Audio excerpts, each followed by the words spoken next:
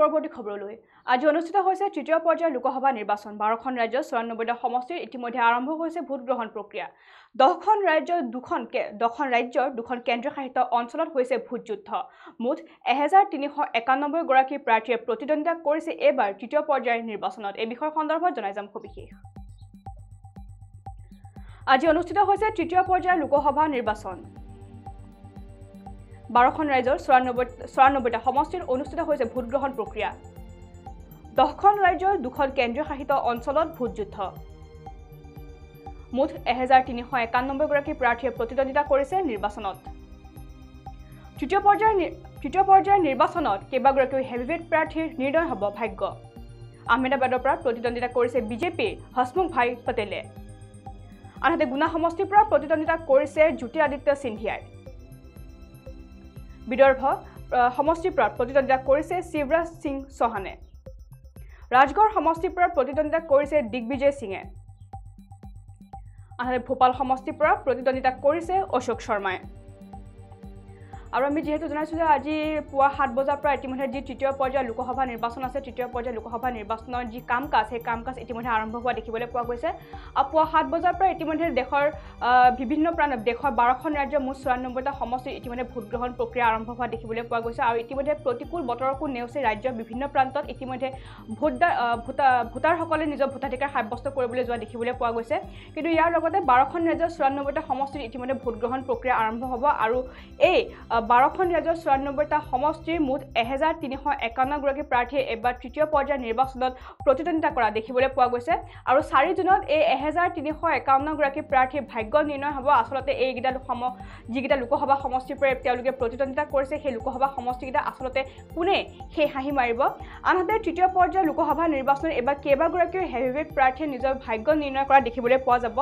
আৰু ইয়াৰ উপৰিও দেশৰ 10খন ৰাজ্য আৰু দুখন কেন্দ্ৰশাসিত অঞ্চলত এবাৰ ভোট যুদ্ধ হোৱা দেখিবলৈ পোৱা গৈছে অসমৰ মুঠ 4খন আসনৰ বাবে ভোট যুদ্ধ ইতিমধ্যে হোৱা দেখিব পোৱা গৈছে বিহাৰত 5খন আসনৰ বাবে ছত্তীশগড়ত 7খন আসনৰ বাবে কৰ্ণাটকত 14খন আসনৰ বাবে মধ্যপ্ৰদেশত 9খন আসনৰ বাবে মহাৰাষ্ট্ৰত 11খন আসনৰ বাবে উত্তৰ প্ৰদেশত 10খন আসনৰ বাবে পশ্চিম বংগত 4খন গুজৰাটত 25খন গোৱাত 2খন আৰু জম্মু কাশ্মীৰত 2খন আৰু দাদৰা আৰু নগৰ হাভেলী আৰু ডিউত 2খন আসনৰ বাবে ইতিমধ্যে ভোট যুদ্ধ হোৱা দেখিবলৈ পোৱা গৈছে আৰু সৰ্বমুঠ 12খন ৰাজ্যৰ 94টা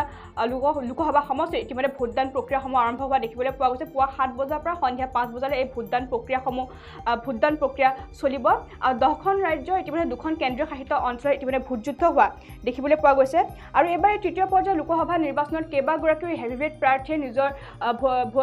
তেওঁলোকৰ প্ৰতিদ্বন্দ্বিতা কৰা দেখিবলৈ পোৱা গৈছে বিভিন্ন সমষ্টিৰ পৰা তেওঁলোকে প্ৰতিদ্বন্দ্বিতা কৰা দেখিবলৈ পোৱা গৈছে আৰু ইয়াৰে এই হেভিৱেট প্ৰাৰ্থীসকলৰ ভিতৰত তালিকাৰ শীৰ্ষত আছে কেন্দ্ৰীয় গৃহমন্ত্ৰী অমিত শাহে এবাৰ প্ৰতিদ্বন্দ্বিতা কৰা দেখিবলৈ পোৱা গৈছে গান্ধীনগৰৰ পৰা তেওঁ এবাৰ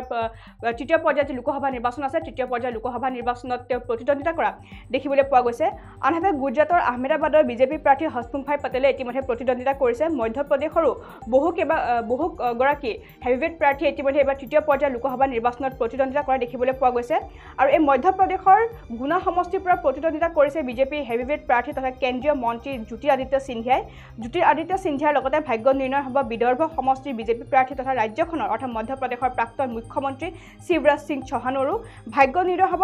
ৰাজ্যখনৰ ৰাজগড় সমষ্টিৰ পৰা কংগ্ৰেছ প্ৰাৰ্থী তথা ৰাজ্যখনৰ প্ৰাক্তন মুখ্যমন্ত্ৰী দিগ্বিজয় সিং আৰু ভোপাল সমষ্টিৰ পৰা ইতিমধ্যে প্ৰতিদ্বন্দ্বিতা কৰিছে অশোক শৰ্মাই আৰু ইয়াৰ উপৰিও এইকেইগৰাকীৰ উপৰিও আৰু কেইবাগৰাকী হেভিৱেট প্ৰাৰ্থীয়ে এবাৰ তৃতীয় পৰ্যায়ৰ লোকসভা নিৰ্বাচনত প্ৰতিদ্বন্দ্বিতা কৰা দেখিবলৈ পোৱা গৈছে আৰু ইয়াৰ উপৰিও দক্ষিণ গোৱাৰ কংগ্ৰেছ প্ৰাৰ্থী পল্লৱী ডেম কৰ্ণাটকৰ পৰা প্ৰতিদ্বন্দ্বিতা আগবঢ়াইছে কৰ্ণাটকৰ ধাৰৱাড় সমষ্টিৰ পৰা প্ৰতিদ্বন্দ্বিতা আগবঢ়াইছে প্ৰহ্লাদ যোশীয়ে উত্তৰ প্ৰদেশৰ মেইনপুৰী সমষ্টিৰ পৰা সমাজবাদী পাৰ্টীৰ প্ৰাৰ্থী তথা অখিলেশ যাদৱৰ পত্নী ডিম্পল যাদৱে এবাৰ প্ৰতিদ্বন্দ্বিতা কৰা আগবঢ়া দেখিব পোৱা গৈছে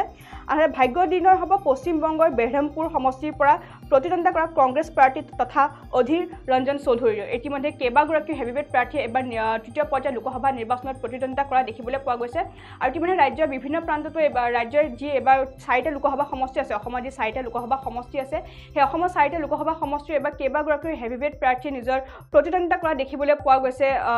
তৃতীয় পৰ্যায়ৰ লোকসভা নিৰ্বাচনত আৰু ইয়াৰ ফলাফল এতিয়া ঘোষণা হ'ব 4 জুনত আসলতে 4 জুনতহে প্ৰকাশ হ'ব আসলতে কোনে কোনকেইটা সমষ্টিত সেই হাঁহি মাৰিব কিমান ভোটৰ ব্যৱধানত তেওঁলোকে বিজয় সাব্যস্ত কৰিব আৰু তাক লৈ এতিয়া বিভিন্নজনৰ মনত প্ৰশ্ন উত্থাপিত হোৱা দেখিবলৈ পোৱা গৈছে